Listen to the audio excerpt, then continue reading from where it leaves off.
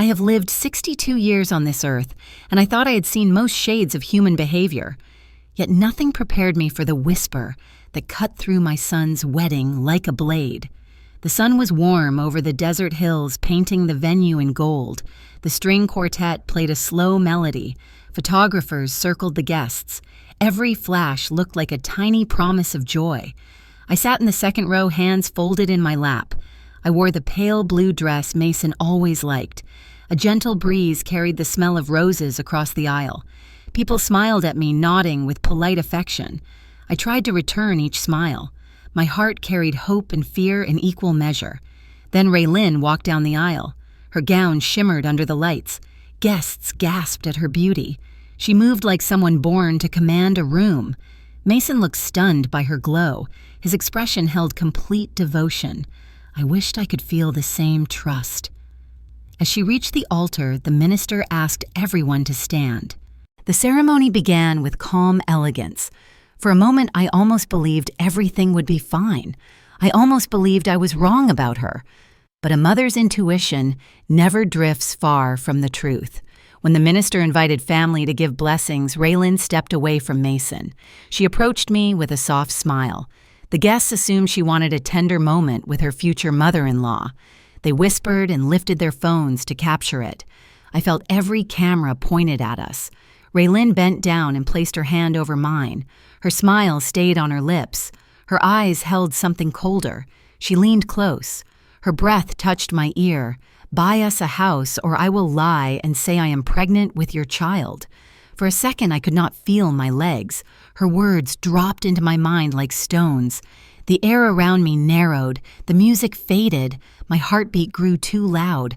I looked straight at her. She smiled again, sweet and perfect for the cameras. To the world, we looked like two women exchanging heartfelt vows of acceptance.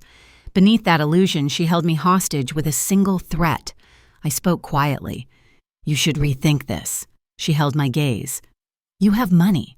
We need a home. Use your retirement fund." Or I start talking.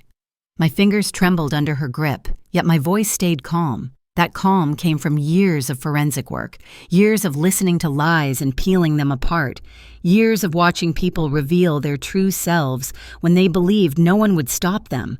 I rose from my chair. Guests turned toward me. Mason gave me a puzzled look from the altar. Raylin reached for my wrist. She whispered again, sharper now. "Sit down. Do not ruin my moment." Her mistake was believing I came unprepared. I slipped my hand into my pocket. My fingers closed around the small recording device I had tucked there earlier. It sat beside something lighter, something older. A toy watch Mason gave me when he was 6. I carried it whenever I needed courage. I lifted the recorder. I held it at chest level. I pressed play. Raylin's voice filled the speakers, clear, cold, threatening. "Buy us a house, or I will lie and say I am pregnant with your child." The music stopped. The crowd gasped. The microphones caught every word. The speakers sent it across the courtyard. The whisper became a public confession. Raylin screamed. She lunged at me. Her heel twisted. She slipped on the white carpet. A waiter carrying a giant wedding cake panicked and stumbled. The towering cake slid off the tray. It landed squarely on the event director's back. He fell forward with a muffled cry. Guests jumped aside. A champagne tower collapsed with sharp clinks. The scene changed from elegance to chaos in 10 seconds. Mason froze at the altar. His face drained of color. He stared at me, then at Raylin, then back at me. Confusion hit him like a tidal wave. Raylin scrambled to her feet, covered in icing. She pointed at me with shaking hands. "She is lying. She faked that. She wants to ruin my wedding." But the guests had already heard enough. People whispered. Heads shook. Some stepped back from her. A bridesmaid covered her mouth in shock. The minister lowered his book. "We should pause the ceremony." It was an understatement. The ceremony was no longer a ceremony. It was a disaster. Security approached to calm Raylin. She pushed one guard and nearly slipped again. Someone in the back yelled that they wanted refunds for their flights. A child started crying. Mason finally moved. He walked toward me slowly, as if walking through fog. "Mom, what is going on?" he asked. His voice cracked. Pain and confusion pressed against each syllable. I held his gaze. I warned her to stop. She did not. Before he could respond, Raylan screamed again. She charged at the speakers. Another guest blocked her path. She swore loudly. Cameras recorded every second. The wedding halted completely. For a moment, I felt the world spin. Not from fear, but from the weight of everything I had carried alone. The threat, the worry, the truth. I turned away from the chaos. I stepped through the archway of flowers. My hands shook as I reached into my purse. I pulled out the toy watch. Its plastic strap was scratched. The painted numbers were fading. I held it gently between my palms. The noise behind me softened. The world slowed. My voice rose within my chest, steady and quiet. I never thought I would save my son on the day he was meant to start a new life. The wind brushed my face. The sunlight warmed my shoulders. Behind me, the wedding unraveled. Ahead of me, a long and painful road waited. And this was only the beginning. The chaos of the wedding still echoed in my chest as I drove home. My hands shook on the wheel. The desert sky dimmed over the road. My mind replayed Raylan's whisper like a wound that refused to close. But as the streetlights flickered, something else rose inside me. A memory, a dinner, a warning I had ignored. 3 months earlier, Mason walked through my door with Raylan wrapped around his arm. They looked young and glowing under my porch light. Mason kissed my cheek and said he had a surprise. Raylan stepped into my house like she was stepping onto a stage. Her heels clicked on the tile. She glanced at everything. She scanned each corner with quiet calculation. I felt the shift in my stomach. Mothers feel things before they understand them. I had a pot of chicken stew simmering on the stove. The scent filled the kitchen.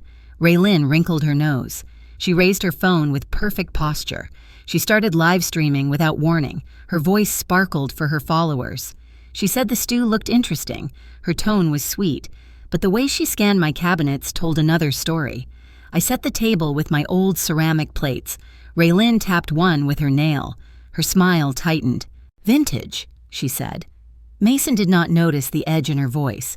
He never sees edges until they cut him. As we sat, she asked about my retirement. She asked about my house.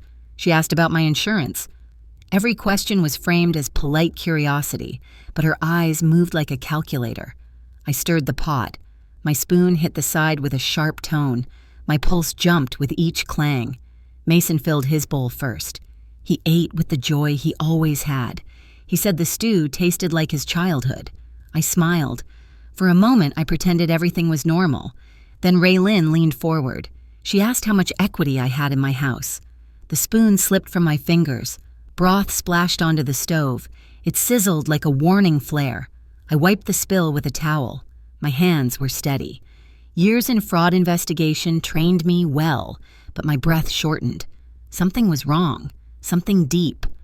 Raylan spoke about refinancing. She spoke about investment properties. She said she loved how peaceful my neighborhood felt. Her eyes lingered on the living room windows. She studied the square footage with a silent hunger. A knock on my back door cut through the tension. Nora stepped inside with a basket of lemons. She always used the back door. She hated formality. Nora looked at Raylan. Her eyebrows rose. She whispered to me as she set the basket down. "Ko ta nyin kanya chi nyu dang ding za zillo day." Her tone was playful, but her eyes said she meant every word. Raylan laughed politely. She mentioned her taste for luxury homes. She said she loved open floor plans. She asked if I had considered selling. My heart pressed against my ribs. A thin thread of heat ran through my chest. The signs were not small. They were bright red lights flashing in plain sight. After dinner, Raylan offered to help with dishes. She dried plates slowly. She kept asking about my pension. She asked how long I planned to work. She asked if I had long-term care coverage. The questions never stopped. Each question chipped at my patience. My jaw tightened. My back stiffened. I felt like I was being audited by someone with a charming smile. Then Mason said the words that still sting like salt on a fresh cut. "Miluk now kungi so venguikak." He said it while stacking bowls. He said it without thinking. His tone was tired. He sounded like a man caught between love and loyalty. It was the sentence every older parent hears when their instincts clash with a younger heart.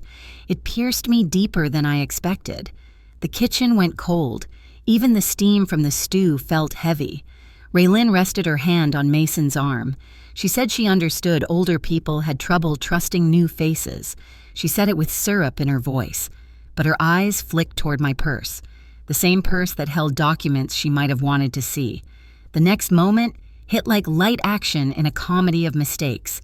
My old cat Pepper leapt onto the counter. She knocked Raylin's expensive bag to the floor. Something metallic hit the tiles. A small keychain fell out. A landlord key tag.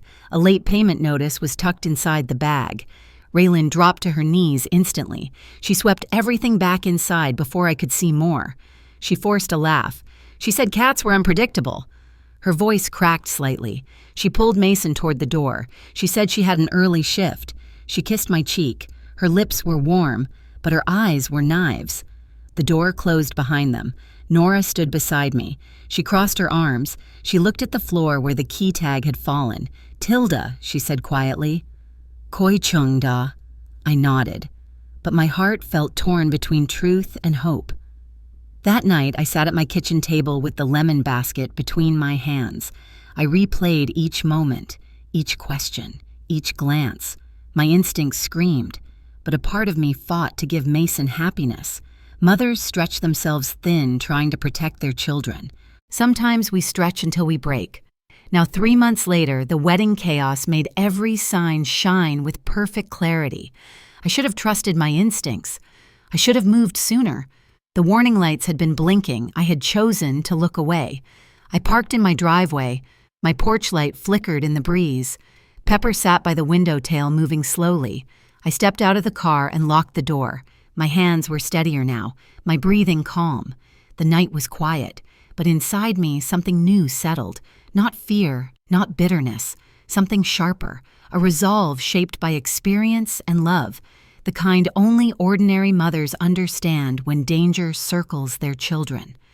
Chapter 1 had been the explosion. Chapter 2 was the map of every small fuse that led to it, and I finally saw the whole pattern. The night after that first dinner, I could not sleep. The house was quiet, but my mind would not rest. Nora's joke about Zillow replayed in my head. Mason's sentence cut even deeper. "Mom, you always think the worst of people."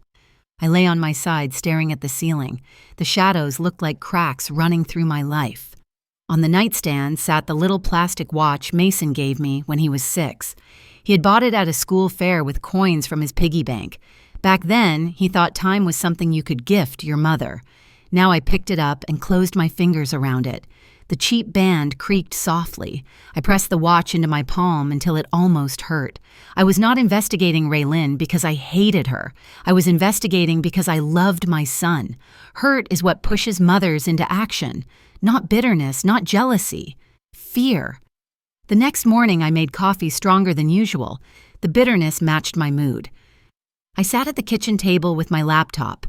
Pepper jumped up and watched the screen. Years of fraud work had taught me one thing: paper never lies as well as people do. I started with the basics: public records, county court website, civil cases, evictions. I typed in Raylin's full name carefully. Then I hit search and waited. Multiple entries appeared. My stomach dropped before I even opened them. There it was, an eviction case from 11 months earlier. Luxury apartment complex across town. Reason non-payment of rent. Monthly amount $2,800. I wrote the numbers down in my notebook. Ink dug into the paper. Another record popped up. Small claims court. A credit card company suing for unpaid balance. Then another. Different bank. Different card. 6 cards total. All listed as charged off or sent to collections. I leaned back and rubbed my temples. The pattern was ugly and familiar. This was not a young woman hit by a one-time emergency. This was someone living above her means and letting the bills drown behind her. Pepper stepped onto the keyboard and typed a row of nonsense. I pushed her gently aside and thought of Mason's hopeful face. He believed she represented a new beginning. The records told a different story. I needed more than numbers, though. I needed context. I needed people who had seen her under pressure. So I called Nora. She answered on the second ring voice, already alert. "I knew Kibung Chi come de yendo, ma." I told her about the eviction, the lawsuits, the pattern. She listened quietly, then let out a low whistle. Kodiachi chungku ku kung? She asked. I read it aloud. There was a pause. Dukroi, de toi toi da sam. Nora, no, I said. You do not have to. She laughed. Chi quen toi tung lam sailsa. Toi zavo tim fung. Hoi choi vai ko toi. By afternoon, Nora had transformed herself. She showed up at my door wearing a floral dress I had never seen. Her hair was tied in a high ponytail. She wore oversized sunglasses. You look like a woman hunting for a second husband, I said. She smirked. Chin sak. Chunya madan ong la toi hoi mike hun nua. We drove to the old complex together. Stucco walls, palm trees, a gate that squeaked slightly. Nora took a deep breath. Chiku ngoi trong sa. De toi dien. She strutted to the leasing office with a swing in her hips that made me laugh despite everything. From the car, I watched her talk to the manager. He was a tired man in a faded polo shirt. Nora leaned on the counter, pointing at a brochure. After a few minutes, they both walked out toward one of the buildings. I sunk lower in my seat. My heart pounded harder than it should. This was not a spy movie. It was two middle-aged women trying to protect a boy who should know better. 10 minutes later, Nora came back, cheeks flushed from the heat. She slid into the passenger seat and closed the door with a sigh. Well, I asked, "How bad is it?" "Pretty bad," she said. "Ong chu nya kum nai niu. Yung chi ken hai toi Raylin la ong tron mat." She mimicked his expression so perfectly that I almost snorted. He said she always paid late. Thang now kun cat. Always dressed like she owned half the city, 3 months behind when she finally skipped out. Left candles burned down into the carpet. He kept saying she looked rich, but her bank account told the truth. Nora looked at me. Her face softened. Chia. De kom fai chuin chingi songui kak. De la te dung ban chut. I drove us home in silence. Wind pushed against the car. At a red light, I saw my reflection in the mirror. I looked tired, yes, but also sharper than I had in years. At the grocery store that evening, real life kept moving like nothing had changed. I pushed my cart past the produce section, hands still faintly shaking. Mrs. Hernandez from church spotted me near the tomatoes. She smiled wide and walked over. "Tilda, when is the big wedding?" she asked. Mason must be so excited. I felt the lie rise before the words formed. "Soon," I said. "They are still working out details." My smile felt too tight. My cheeks ached holding it. She patted my arm and started giving menu ideas for rehearsal dinners. I nodded at the right places. Inside, my heart felt like wet concrete. The world sees the flowers and the cake. Mothers see the contracts behind every promise. That night back home, I spread my notes across the dining table. Court records, address history, due dates, and default dates. The pattern was no longer a suspicion. It was a chart. Still, numbers only carried part of the story. People like Raylin rarely leave the full truth in public documents. They hide the rest in their phones and their relationships. 2 days later, I saw something that made the hairs on my neck rise. Raylin and Mason stopped by briefly to drop off a package for me. Some protein powder she claimed was good for my bones. They stayed only 10 minutes. Mason had a meeting. Raylin left her phone on my kitchen counter while she went to the bathroom. It buzzed once. I did not mean to look, but the screen lit up facing me. A preview bar showed a name. Elliot, don't call. Then a message preview. Delete our chat. He cannot find out. My throat went dry. My first instinct was to pick up the phone. My second instinct, stronger, was to step back.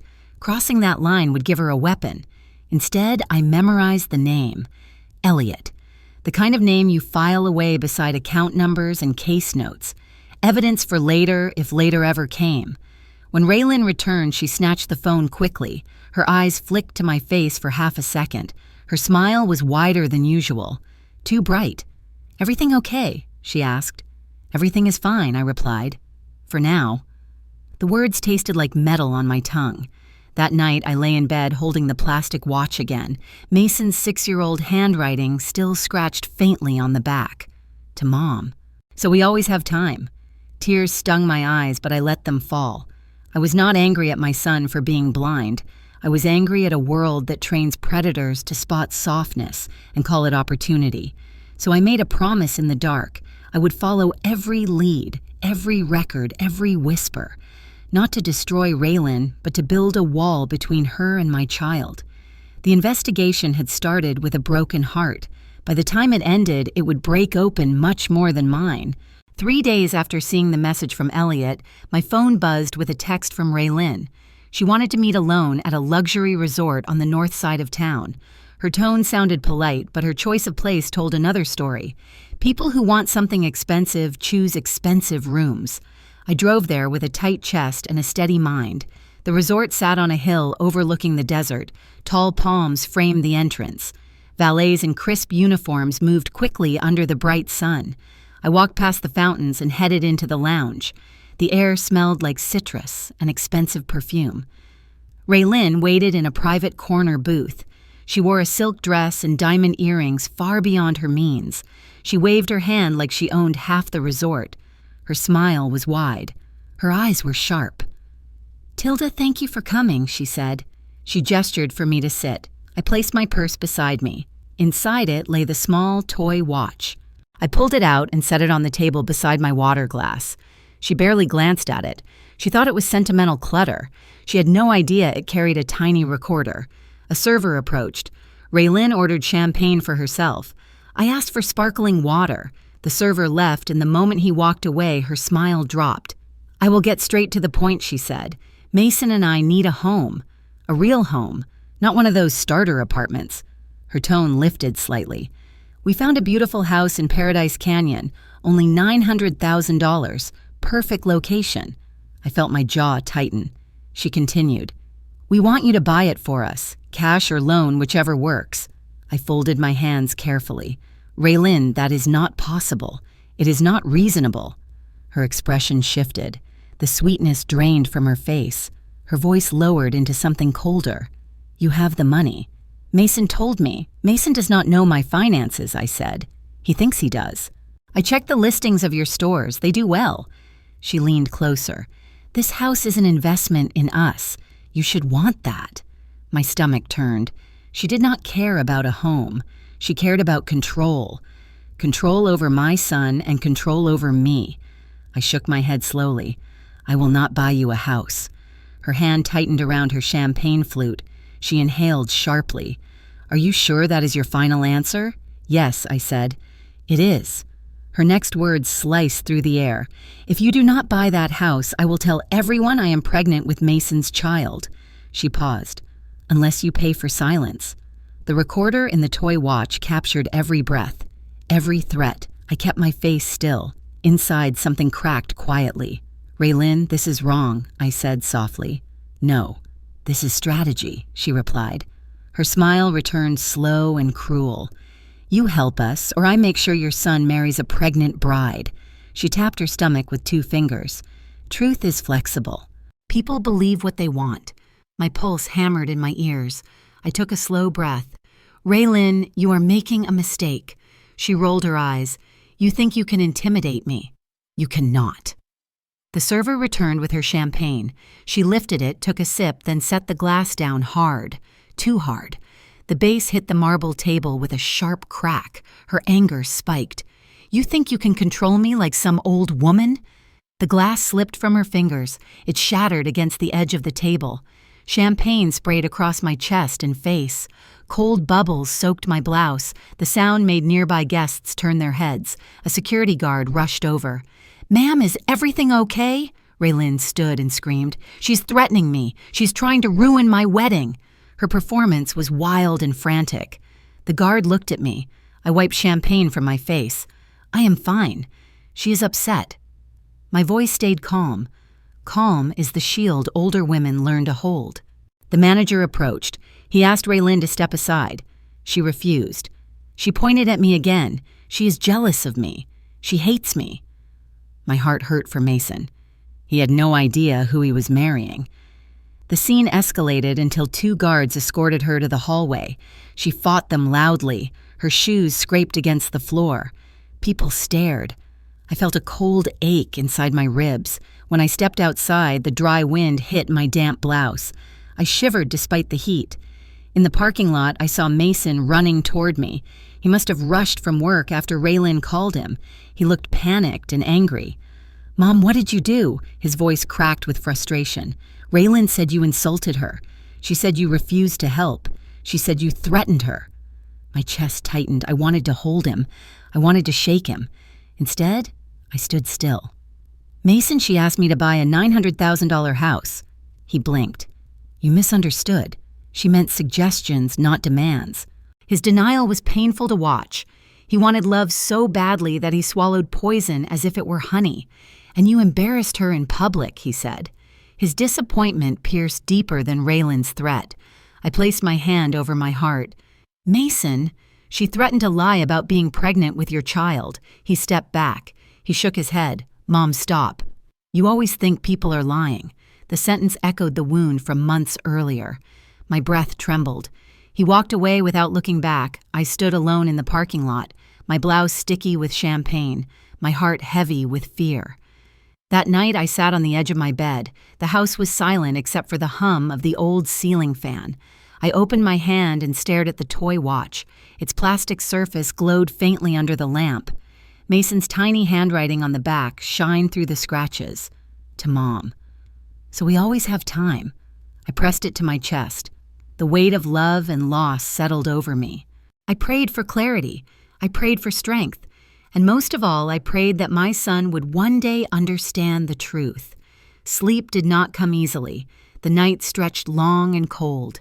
But I held the watch until dawn, protecting the memory of a little boy who once trusted me without question.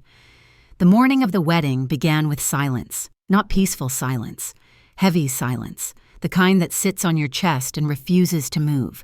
I stood in my kitchen, holding a cup of coffee that had gone cold.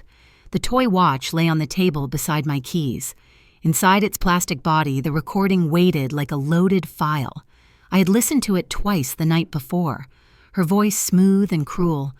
"Buy us a $900,000 house or I will lie about the baby." I did not want to play it. No mother wants to be the bomb at her own child's wedding, but loving an adult child sometimes means lighting fuses. I dressed carefully. Simple navy dress. Comfortable shoes. No flashy jewelry. I wanted no one to say I had come to perform. I was there to protect. The venue was a grand ballroom at a lakeside hotel. White roses climbed every pillar. Crystal chandeliers sparkled overhead like frozen fireworks. A string quartet tuned in the corner. Guests floated through the lobby in dresses and suits. I recognized some from Mason's school years. Others were strangers with polished smiles. Near the ballroom entrance, a huge photo of Mason and Raylan sat on an easel. They looked like a magazine couple. Perfect light. Perfect teeth, no hint of credit card debt or threats. I found the sound technician near the stage. A young man in a black shirt adjusted cables behind tall speakers. I approached with my heart hammering. "Excuse me," I said. "My name is Tilda Hargrove. I am the groom's mother." He smiled politely and nodded. "Yes, ma'am. How can I help you?" I held up a small USB stick. "I need this audio played over the system before the ceremony starts." His eyebrows lifted, like a message to the couple. "Something like that," I said. My voice stayed calm. My hand shook just enough to remind me I was still human. He hesitated. "We normally need approval from the planner or the couple." I leaned slightly closer. "It is very important. It concerns fraud and blackmail against my son." His eyes widened. I did not look away. "Please, I will take full responsibility." He studied my face, then nodded. "Bring it to me before they line up. I will cue it after the prelude music." I slipped the watch into my clutch for backup. 2 recordings, 1 chance. In the side room, I found Mason standing in front of a mirror. He looked handsome in a tailored suit that fit a little too tightly at the shoulders. Stress had carved new lines around his eyes. For a moment, he was 5 again in my mind, wearing an oversized bow tie at his kindergarten recital. Back then, he kept asking if I could see him from the audience. "Mom," he said when he saw me in the doorway.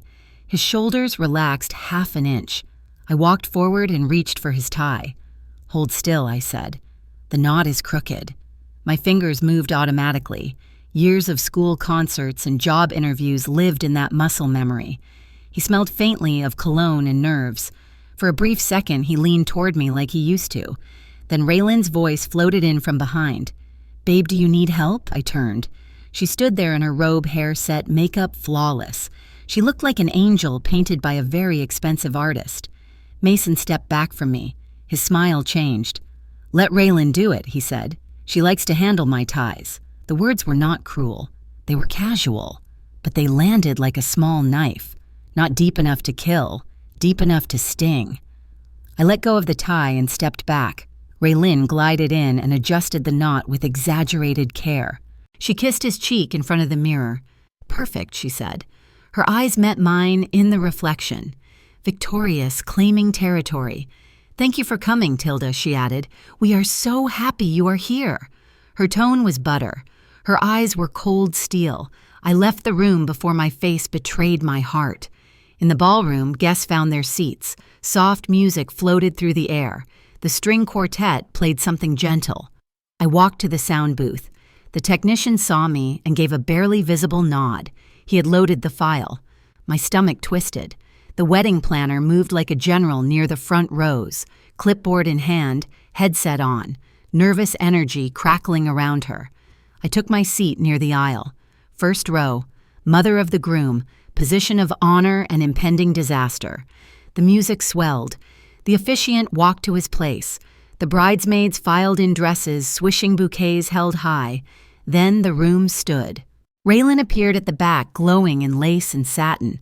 She moved down the aisle like a slow commercial for perfection.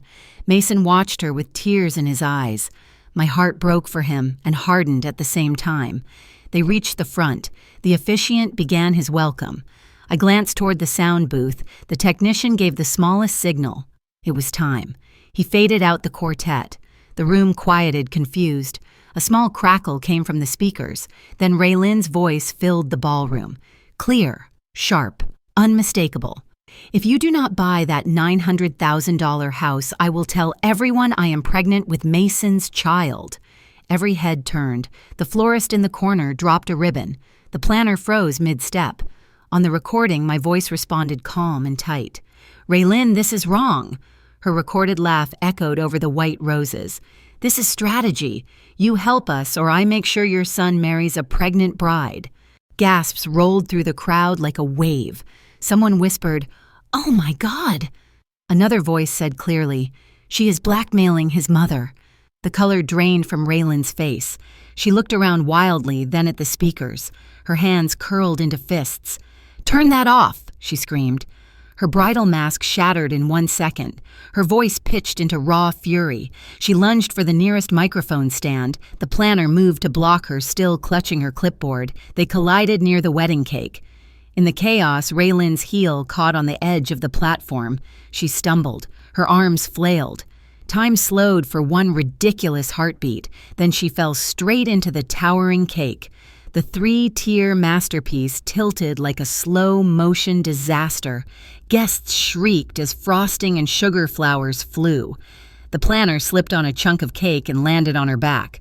Her headset went flying into a centerpiece. One of the groomsmen tried to help and stepped directly into the bottom tier. His polished shoe disappeared into buttercream.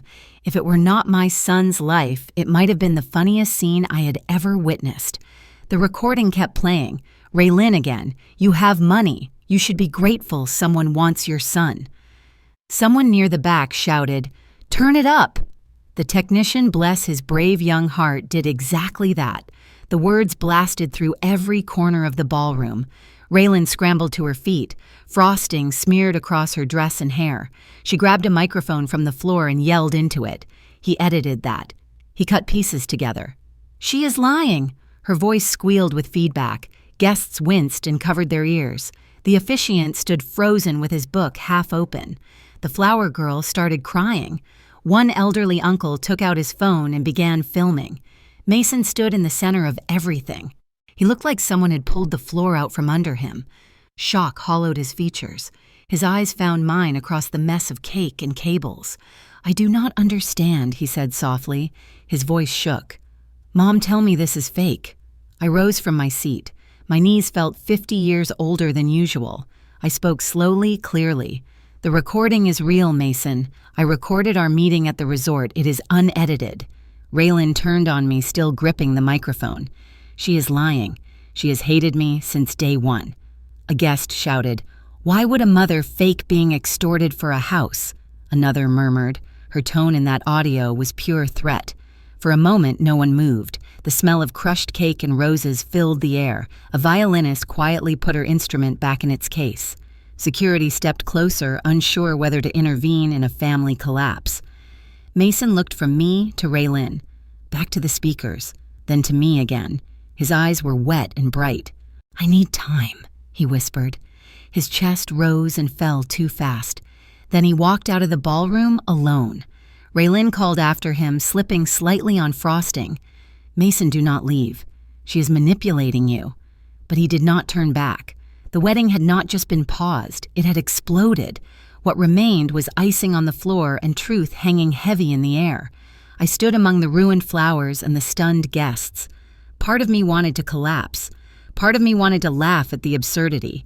Instead, I did what older women do when no one knows where to step next. I straightened my dress, I picked up my clutch, and I walked out with my head high, knowing the worst was still ahead. 3 days after the ruined wedding, the envelope arrived. Thick cream-colored, delivered by a man who would not meet my eyes. "Are you Mrs. Hargrove?" he asked. His voice sounded bored, like this was any other delivery. "Yes," I said.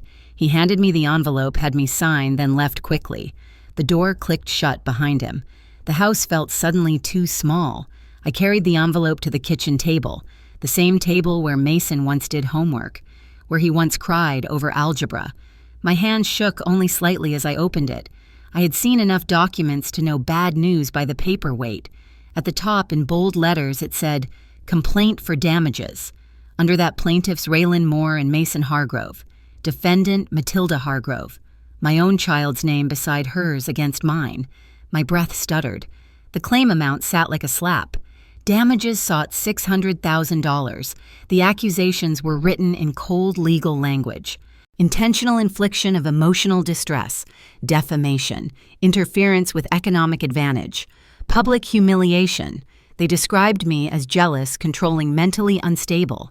They said I forged the recording to destroy Raylin's reputation. They said I sabotaged their future home and family. I read each line carefully twice. The old auditor in me woke up. I underlined phrases. I made notes in the margin with a red pen. When I finished, I sat back and stared at the wall. $600,000. More than my house was worth. More than my retirement could safely bear. I picked up my phone and called the only lawyer I trusted. His name was Daniel Ross. He had been a young associate when I was still working for the city. Now he owned his own firm downtown. He answered on the third ring. "Tilda." "It has been a while," he said. "Danny, I just got sued by my future daughter-in-law," I said. "I need a pair of clear eyes." His tone changed at once. "Bring everything in tomorrow. We will go through it." The next morning, I walked into his office with a canvas tote. Inside were the complaint, the wedding invitation, and the toy watch. The receptionist looked at the watch peeking from my bag. "Cute," she said. "For a grandchild." "For my own heart," I replied. She blinked, not sure if I was joking. To be honest, I was not sure either. Danny's office smelled like old books and good coffee. He listened quietly as I told the story from the dinner to the cake crash. He did not interrupt. When I finished, he leaned back and steepled his fingers. "First, the recording. Was she aware you were recording?" "No," I said, "but I checked. Our state is one-party consent. I am allowed to record myself in any conversation." He nodded. "Good, that helps." "Very much." He skimmed the complaint with an experienced eye. His pen flashed across the pages in quick notes. "This is aggressive, but not very smart," he said. "They are hoping you panic and settle. We are not going to do that."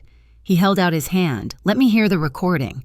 I placed the toy watch on his desk like a sacred object. He smiled despite himself. "Your grandchildren will think you are a spy," he said. "If I ever get any," I replied. The joke landed heavier than I meant. We played the recording on a small external speaker. Raylin's threat filled the office. Her voice sounded even more vicious in that quiet room. When it ended, Danny exhaled slowly. "This is not just unflattering. This is explicit blackmail." He tapped the complaint.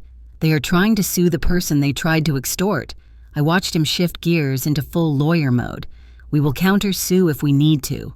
For now you must do one thing." "What is that?" I asked.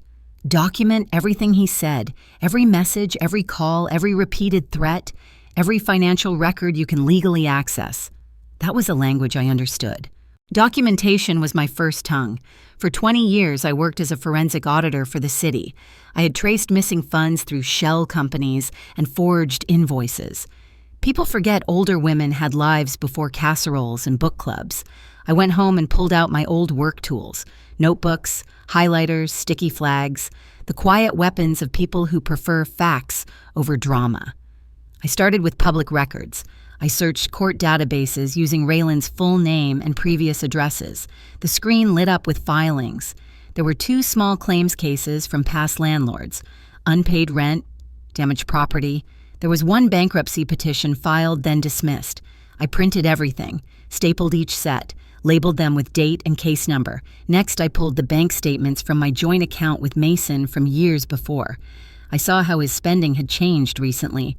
Luxury dinners, boutique spas, jewelry stores, charges that did not match his salary. These records hurt to read. Every line was a reminder of his hunger to impress her. Still, I flagged anything that could show pattern. Meanwhile, word of the wedding disaster spread through my social circles. Within a week, I felt the shift. At church, 3 women who used to hug me only nodded from a distance. At the grocery store, a neighbor avoided my aisle entirely. At book club, 1 friend spoke for them all. "Tilda, we saw Raylan's post," she said. "She is devastated. She says you humiliated her publicly, that you edited the audio." I looked down at my paper cup of coffee. Steam rose between us like a thin wall. "She threatened to lie about a pregnancy for money," I said quietly. "I recorded her to protect my son." My friend hesitated. Her face softened but did not fully believe. Sometimes grief makes people see monsters where there are none. I almost laughed. The irony was sharp enough to cut my tongue. After that, invitations slowed. Calls stopped. My phone sat silent on the counter most evenings. Quiet revenge has a cost. Sometimes the cost is your place in the comfortable circle. One afternoon, about a week after meeting with Danny, I was at the supermarket. I had my list in one hand and a folder in the other. I was reading an email on my phone from Danny's office. They had found an old employer of Raylan who mentioned missing deposits. I frowned at the small screen while my cart rolled forward.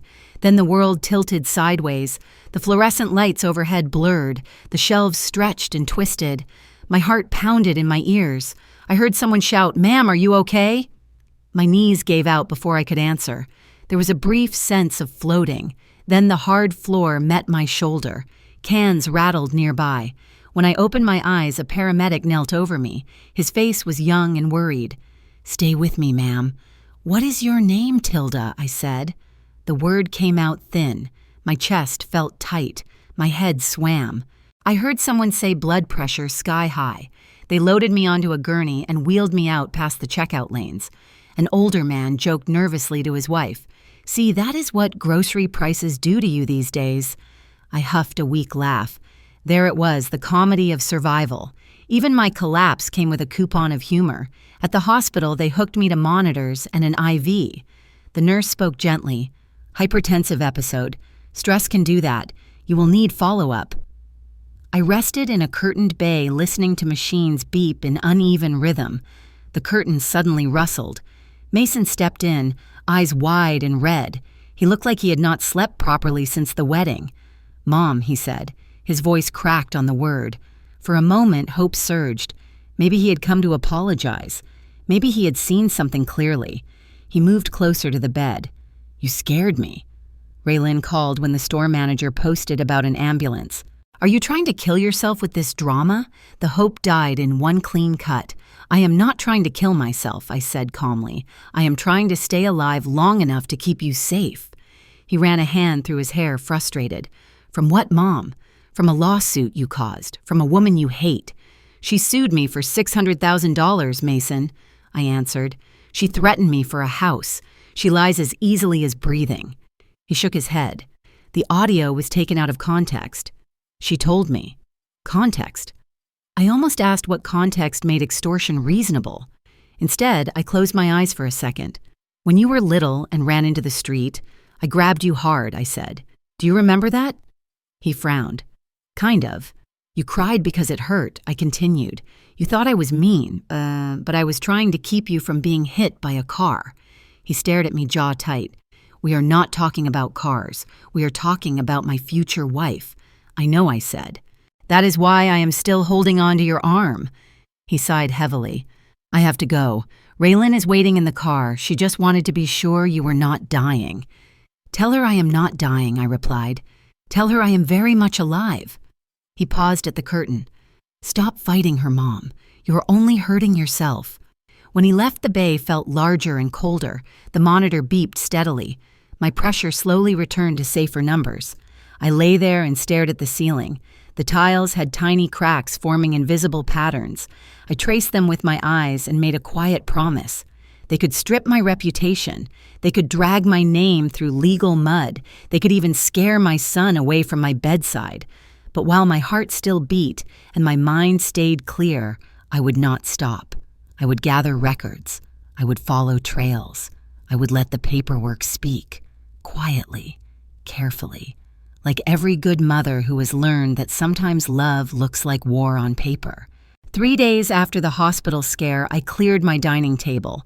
Medical pamphlets sat beside legal folders and a half-eaten apple. The blood pressure pills rattled softly in their plastic bottle. I took one with water and stared at my notes. In the middle of everything, one phrase circled my thoughts.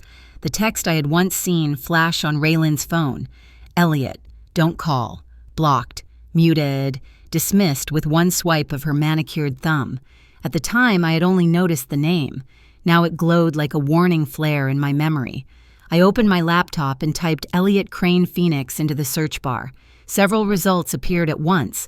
One was a retired cardiologist. One was a dentist. Another was a pastor with a kind smile. The fourth result made my chest tighten. Dr. Elliot Crane, internal medicine, practice closed, contact information for medical records only. I clicked the link. The address showed an office suite near the hospital. A phone number sat beneath. My fingers hovered above the keypad for a full minute. If I called, I might open a door that could not be closed. On the other hand, that door was already cracked. Raylan had stamped his name into my life when she texted him. I took a breath and dialed. The line rang 4 times before a voice answered. "Dr. Crane's office," a woman said. She sounded weary and efficient. "Hello?" "My name is Tilda Hargrove," I replied. "I believe I may need to speak with Dr. Crane personally."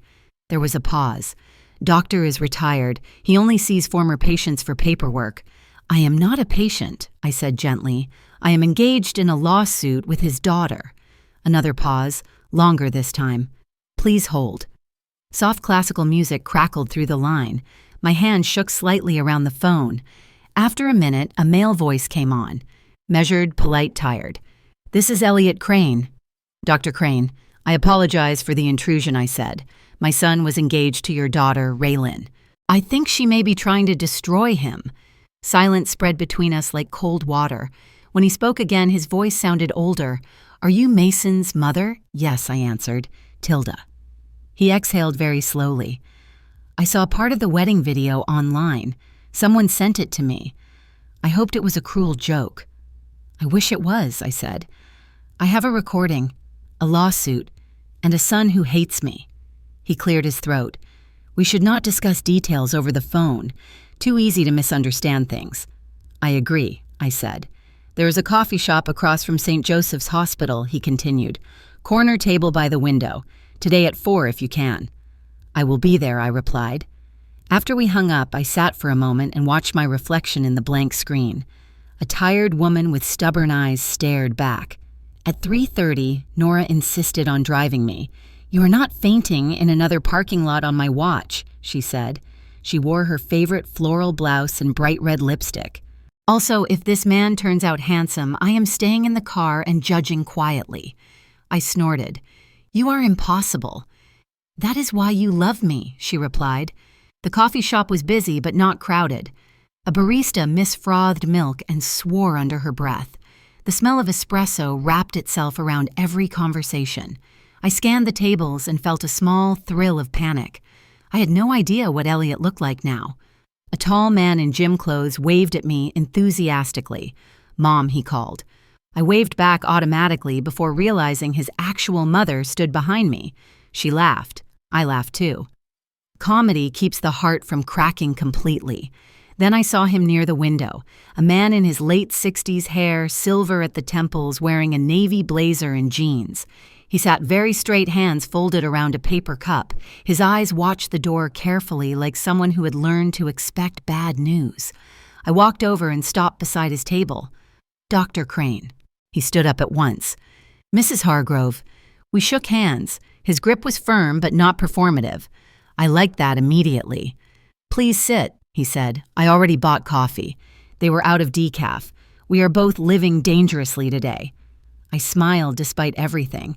After a lawsuit and a trip to the emergency room, caffeine feels like the least of my risks. He chuckled once, then sobered.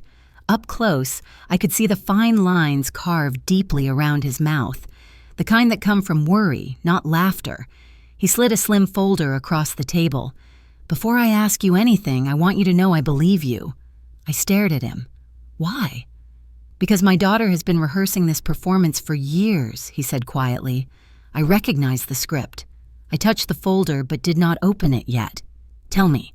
He looked out the window for a moment, watching an ambulance pull into the hospital drive. Then he began. "Raylan's mother and I met in college," he said. "Her name is Denise. She was beautiful, bright, and always wanted more. More what I asked. More everything he answered. More money, more attention, more luxury. I thought I could give her stability and love. I also thought that was enough." He shook his head softly. "When Raylan was 16, Denise met a businessman at a medical conference. He owned 3 car dealerships and a boat. The word boat landed between us like a symbol, old dreams of escape and status. Within 6 months she left," he continued. "She packed 2 suitcases and a suitcase of resentment. She told Raylan they were going to California." His jaw tightened. Raylan refused to go. She screamed that Denise was choosing money over her own daughter. Denise said they would send for her later. They never did. He took a slow sip of coffee, buying time. "Raylan stayed with me. She never forgave either of us. Not her mother for leaving, not me for not being rich enough to keep her." I saw Mason's face in my mind. How easily love can be mistaken for a balance sheet. "I tried to help," he said. "I worked longer hours. I saved for her future. I opened an investment account in her name. I put away every spare dollar." His voice became quieter. By the time she turned 23, there was $78,000 in that account. Savings, mutual funds, slow and steady. 78,000, I repeated. The number sat heavy between us. She knew about it, he said. I told her it was for graduate school, for a down payment, for something that would anchor her life. He looked at me directly. One day I came home from clinic and noticed the small safe in my closet was open. The paperwork was gone. My heart picked up slightly. Did she break in? "She did not need to," he said.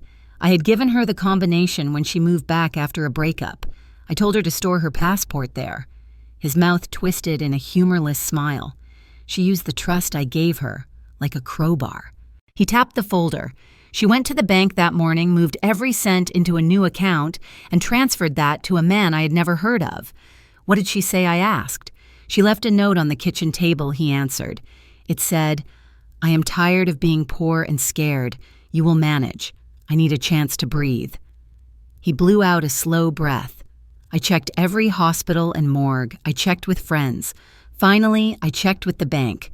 "The 78,000 was gone," I said. "Not just the money," he replied. "The future I had pictured for her. College, maybe her own practice, a family that did not orbit around fear of the next bill." He opened the folder and showed me several pages. Bank statements, signatures, a draft police report. "I drove to the station that afternoon," he said. "I told the officer my own daughter had stolen from me. He wrote this report." He tapped the paper. Then he asked, "Do you want to press charges?" He smiled sadly. Every part of me that was a doctor said yes. Actions have consequences. Accountability saves lives. Every part of me that was a father said no. "You did not sign it," I said. He shook his head. I folded it, brought it home, and put it in that same safe, the safe she had emptied. We sat in silence for a moment, listening to the low hum of other conversations. Finally, he spoke again. I do not hate her. I just do not know how to make her stop. The words settled deep inside me. They were the clearest summary of parental heartbreak I had ever heard. I thought of Mason storming out of my house, his voice sharp with borrowed accusations, his eyes blind with a love that was really a hunger.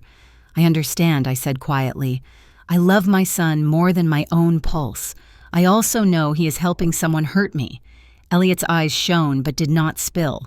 We are both standing in front of moving trains trying to stop them with our bare hands. For years I thought it was my fault, he continued, that if I had made more money, Denise would have stayed, and Raylin would not be like this. He looked at me steadily. But there are men much richer than I am who have been ruined by her. Money did not cure anything. It only fed the sickness. I nodded slowly.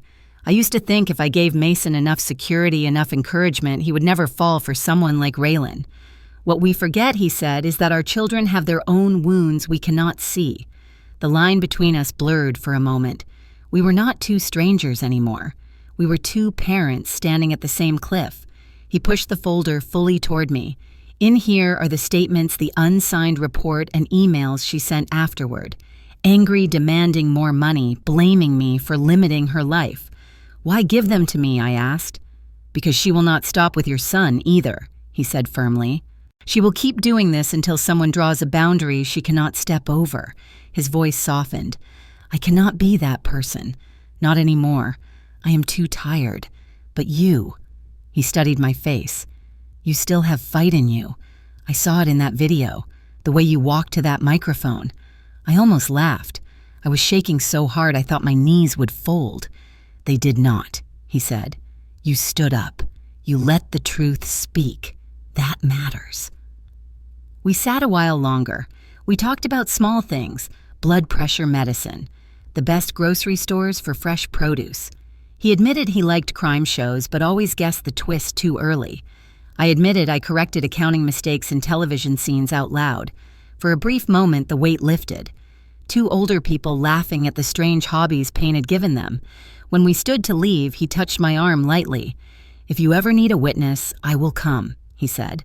Not to hurt her, but to make sure she does not hurt anyone else. Thank you, I replied. Whatever happens next, I am sorry you had to watch your child become this. He nodded once. Me too. I hope your son wakes up before it costs him everything. Outside, the late afternoon sun struck my eyes. Nora waved from the car, trying to read my face through the windshield. I held the folder against my chest as we walked to the parking lot. It felt heavier than its paper should allow. Inside were numbers and dates and signatures. But beneath all that, I could feel something else. A map of how a child's wound had turned into other people's injuries. At home, I placed Elliot's folder beside my other evidence. Credit reports, public records, screenshots, legal notes. Then I opened my notebook and wrote one clean line at the top of a page. Raylin did not begin with my son, but she will end with this case. Not out of hatred, not out of revenge. Out of the stubborn, quiet love of two parents who had finally decided that protecting their children meant telling the hardest truth, even when that truth might break their hearts first. The morning Raylin was arrested, I was washing dishes. Plain white plates, warm water, a simple task that keeps the mind steady. My phone buzzed on the counter. A number I did not recognize flashed across the screen. I wiped my hands and answered. Mrs. Merritt, a man said, this is Detective Alvarez with the Financial Crimes Unit. My heart tightened. We executed a warrant this morning, he continued.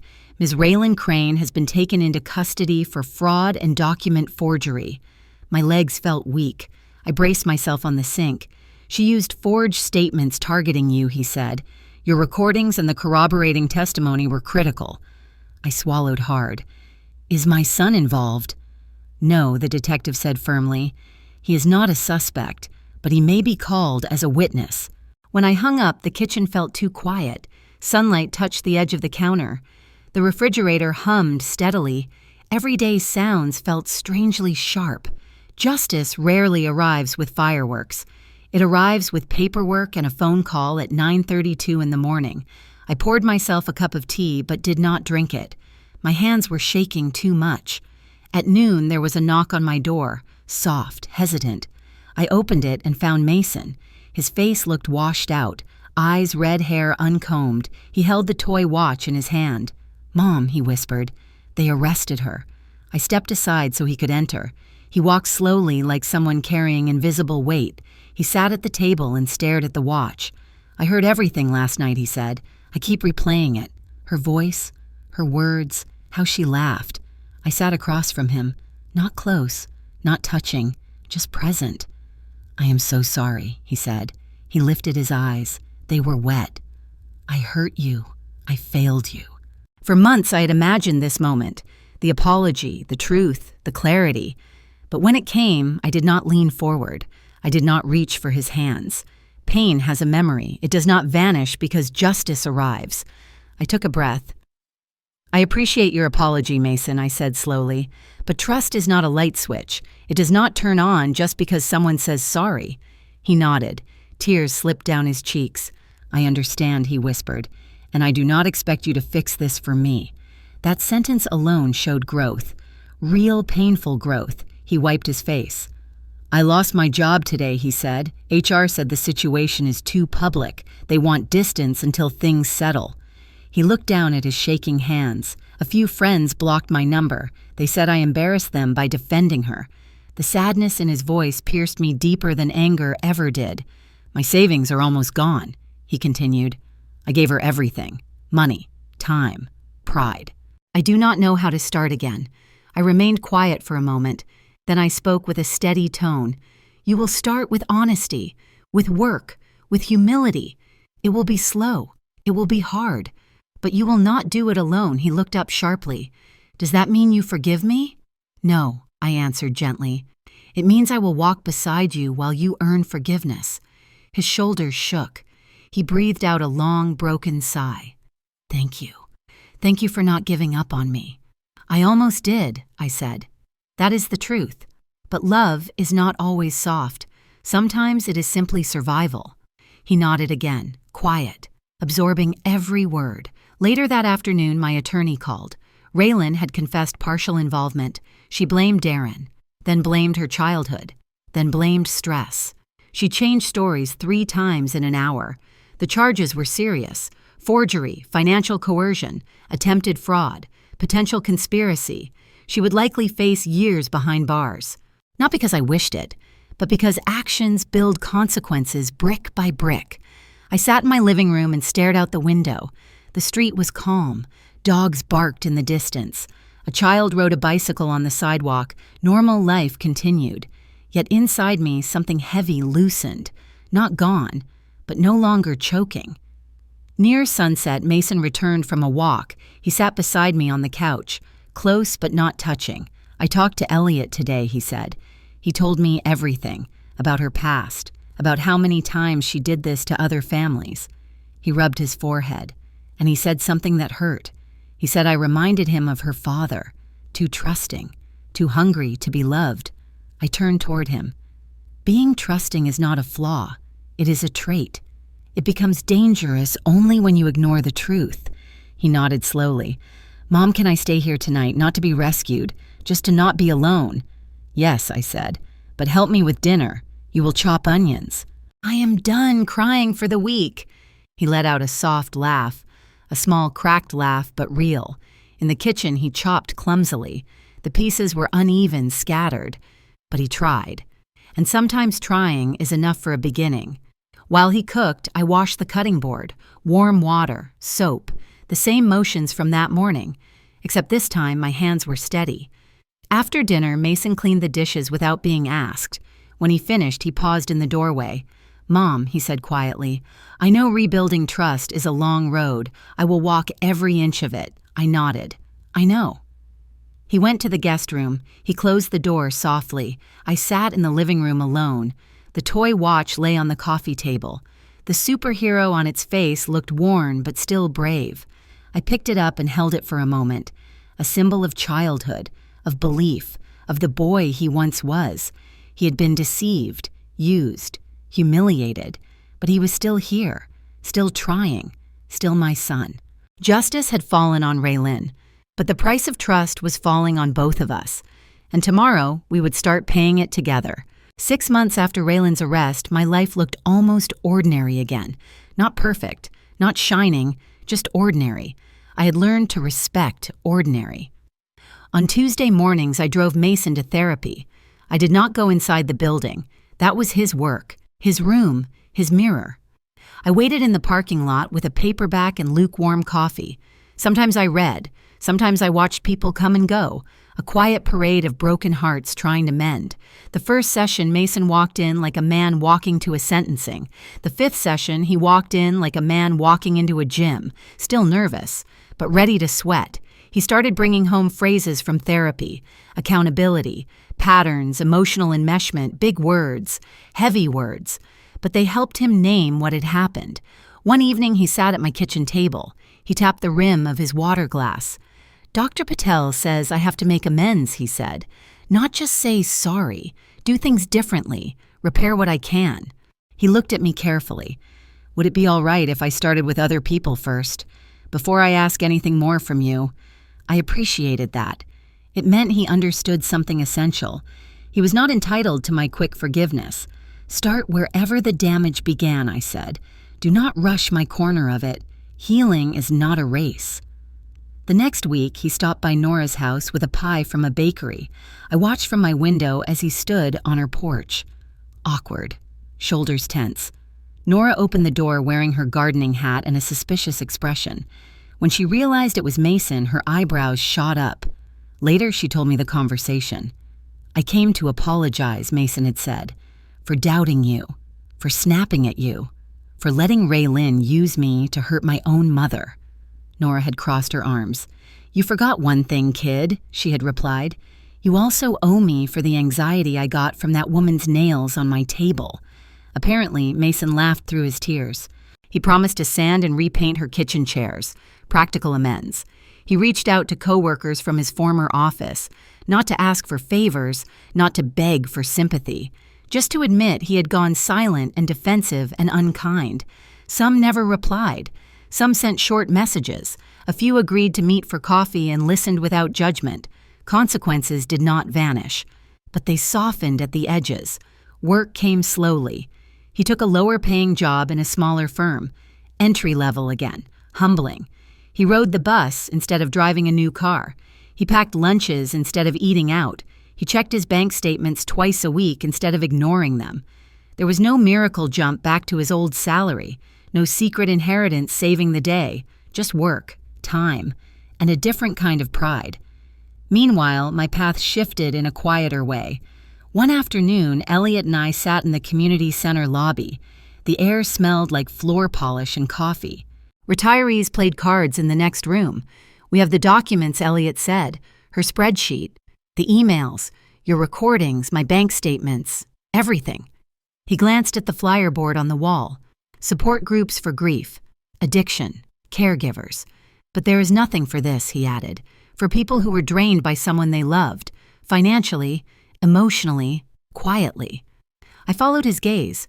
A blank section of cork waited for new pins, for new stories. I am not a crusader, I said softly.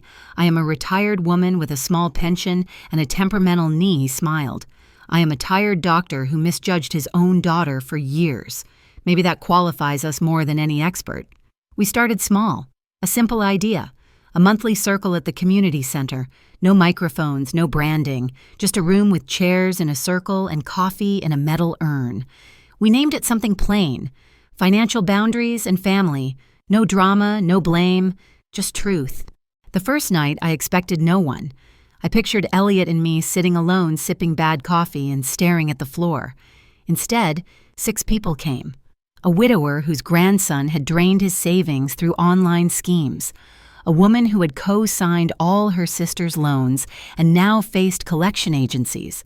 A couple whose daughter had forged their signatures on a home equity line.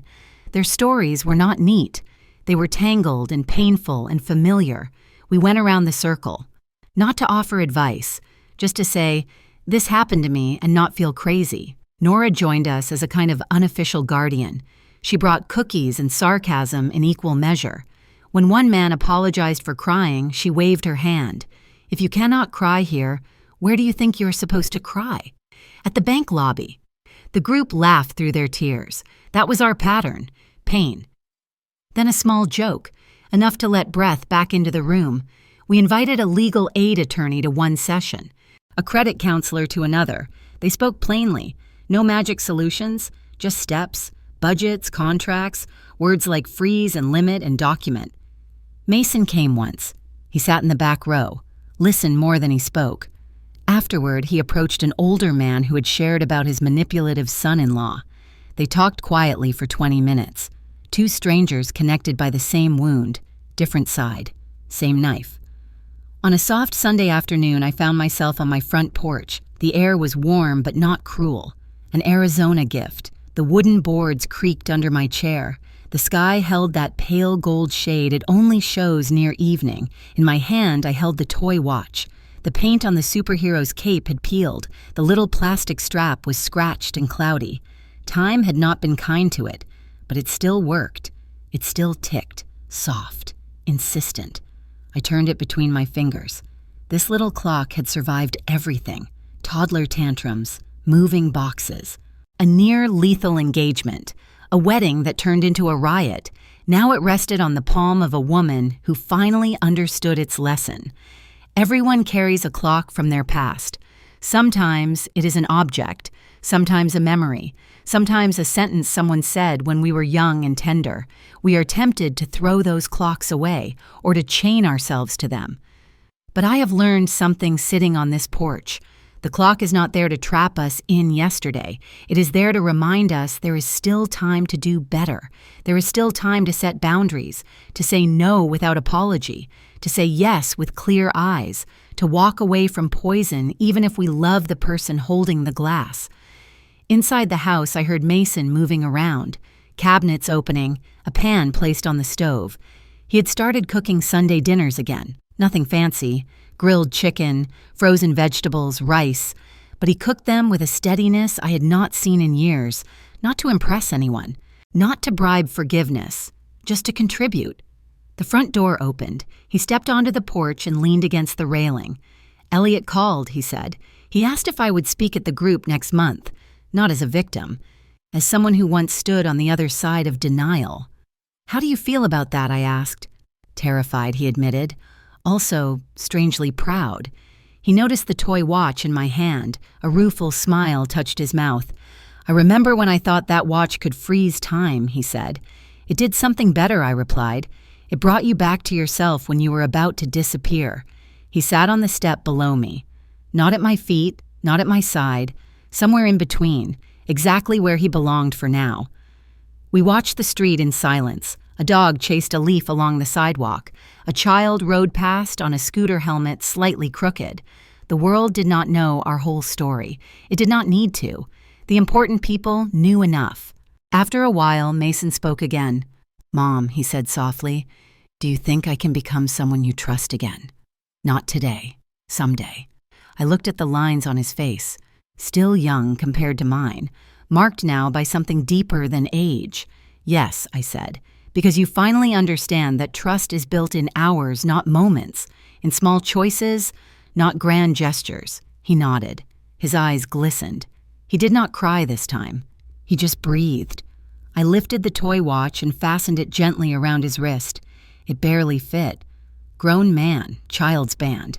It is ridiculous, I know, I said. But maybe keep it a little longer, as a reminder that even broken things can still keep good time. He laughed quietly. I will keep it, he said, until the paint is completely gone. Maybe longer. The sun slid lower. Shadows stretched across the yard. The air cooled on my skin. For the first time in a long time, my chest felt spacious. Not empty. Not heavy. Just open. My life was not perfect. My heart still carried scars. My son still had work to do. But we had time. And we had truth. And we had a plastic watch that refused to stop ticking. Sometimes quiet victory looks exactly like this. A worn porch, soft evening light, two people breathing the same gentle air, still here, still trying, still on the clock, and that is how everything slowly found its shape again, not through miracles, not through revenge, but through truth, time, and the choice to begin again. If this story touched something in your heart, I want to say thank you for staying with me until the last moment. Stories like this are not about perfection. They are about survival dignity and the quiet victories we build with our own hands. Before you go, I would love to hear from you. Tell me the city you are listening from. Your words help this small community grow into a place where people of every age can feel seen and respected. You can also check the pinned comment below. It has a quick question for you and all the hashtags that help this channel reach more listeners who need stories like this. If you believe in justice, healing, and second chances, remember to like the video, subscribe, and share it with someone who might need a moment of courage tonight. Thank you for being here. I will see you in the next story.